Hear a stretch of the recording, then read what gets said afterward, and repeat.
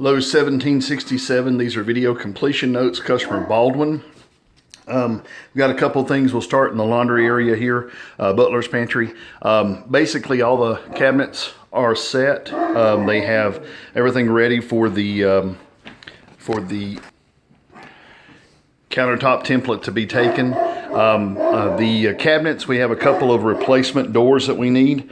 Right here, we have a base 18L. If you can see, there's bubbles in the finish of that. So we need to get a replacement. That's a base 18L in the butler's pantry area. We are out of scribe molding, so we needed some scribe molding for in here. One stick for that wall, one stick for the wall behind me. That's the only door on that wall where the sink is. The other wall over here, we've got a wall 1836, which is the left-hand side here. Again, we need a replacement door for that. If you take a look, it's just really bad beads in the face of the finish. The cabinet is on an 1.5 inch spacer right here, so that they can put the countertop in underneath. We made an opening for the beverage refrigerator to go. This room, we still have to do the baseboards and trims. The customer is still got his baseboards and stuff down, so until those are down, we don't have a way of putting the quarter round and everything in place. Up here on the top, all the wall cabinets are set, but the cabinet to the left is not attached, so that we can drop that down to make room for that. We're going to finish the handles when we come back as well. We've got 3 days in. We're going to need at least another day to finish all the handles and moldings. Let's go ahead and move over to the kitchen area. All right. We're in the kitchen area here. We have built the wall to spec. We have the upper level bar at 42, the lower bar at 34.5 inches. One thing we are needing is a piece of angle outside corner molding for this area here. That is a finished edge, but it's not going to have a finished edge to the edge. I was going to have something there to show that. Then also we need to get some OG pilaster molding, OG PM8.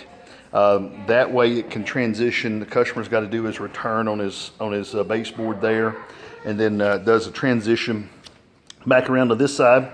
Now, when we went to lay out the doors, there was over 4 3/4 inches of space between the doors. So the customer was like, there's 4 doors over there and there's 2 doors here. It would look better with 3. And we agreed. So we went ahead and set these doors at the spacing for another 11.5 inch, which is an RD 1230 to go on this side. So we're going to need another RD 1230 for this side.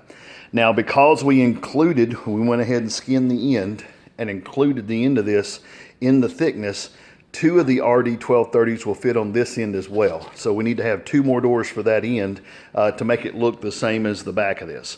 Now the back here, that's a piece of OG pilaster molding that I brought from home. I just ripped it down to 4 inches tall so it would fit under the doors, and it dresses it out, makes it look really nice against the finished floors.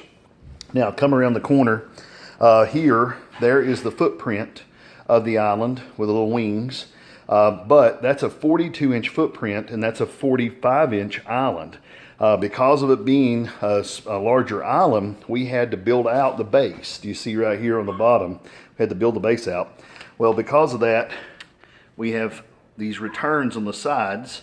So we're going to need to get another 48-inch by 34.5 base skin. One for this side, and the other half for this side.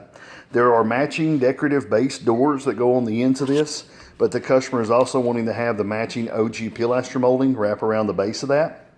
So no problem, as long as we have to have the skins to flush this out. Right now, I have that 1/4 inch reveal right there, and so I have to have that to be able to flush that where the door will fit. We do have a butcher block top on the countertop. We went ahead and mounted it for the customer. Now, something else is taking quite a bit of time, but it is something we can manage to do. These handles are all over 5 inches. Every one of the handles she's got, I think, 4 variations on length. So they're taking quite a bit of time to lay out. We still have it in another day to finish that, so that's not a problem, but we weren't able to finish putting them all on this time. We do have the hole cut out done for the oven. All that's ready. We got the floor reinforced with runners for the oven to fit into it. Then up here on the top, we have a wall 30-36. If you take a look right here, it's got the same little beads all in the face. And again, it's a wall 3036. The right-hand door needs to be replaced on it. We are going to need more scribe molding for this wall, another piece for that right-hand side. And then if you look here, the gap that's up above here, we need a wall filler 342 to stretch across there. From this point, you can see the underside of that cabinet, and the customer's wanting that to look more built in, more uniform than that. The risers and moldings, the risers are here. The moldings were too large. They were 5 1/4 inch face molding. They hang out like 2 inches past the end of the walls. So if you look, right here is our shortest return, which is 2 inches on that left side and 2 1/8 on the right side. That's a 46 inch wall with a 42 inch worth of cabinet on it. So that means that we're going to end up changing all the top molding to a smaller version of it. There is a smaller cove molding that the customer, I brought a piece from home for them to look at, to model, and they're okay with us installing it and then clipping back the edges that hang over the ends of the walls just slightly so that she could have that nicer look to the cabinet. She doesn't want it to match what's on the ceiling. So did a change on those moldings. Customer has them in boxes and is going to return those to the store, as well as a full sheet of paneling. You can see them over there. Here on the right-hand side of the room where the pantry is, pantry cabinet, the bottom right-hand door of the pantry cabinet, if you take a look, is warped right in the center. See how the gap is at the bottom, gap at the top? The right-hand door is about 3/16 of an inch bigger in the middle than the other. So that's a door for a UT 242490. The right-hand door needs to be replaced. Again, more scribe here. I need another piece of scribe there. That's up, I'm thinking upwards of 6 pieces of scribe molding that we're needing to finish it. And then this is another thing that's come up with this cabinet, the microwave cabinet. The ends of the cabinet are all boogered up from, I guess, either production or from delivery, but they want me to skin that. So I need to get a WEP right hand for the end of that to be able to get a skin on the end and hide that interior of this. Also, if you take a look, it's got some pretty decent nicks and stuff.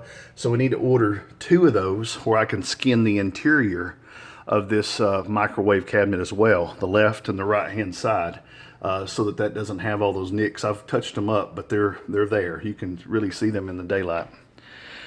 Otherwise, customer is thinking about maybe putting a decorative matching door on this. If they do, then you're going to need a skin for that one. They're also thinking about doing a decorative matching door here, which will be a skin. A decorative matching wall door here, 36, which would be a skin and a door. And then also on the left-hand side of that cabinet, a door and a skin. All of those are standard returns, and so I'd have to have skins to be able to put the doors on there. Here on the floor, the reason the OG pilaster molding is something we need, if you take a look, they had all these notches in the tile.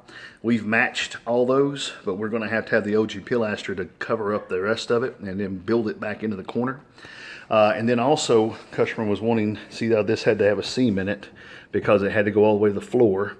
It was a 6-inch filler instead of a 42, so I wasn't able to go all the way to the floor. So we need a filler, 3-inch filler overlay for the front of that, and a matching 3-inch filler overlay for the front of that.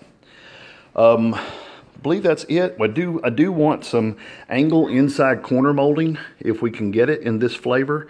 The corners are pretty tight, but it would look nicer to be not so plain like that with an embellished door. Some angle inside corner molding would look nice on both of those.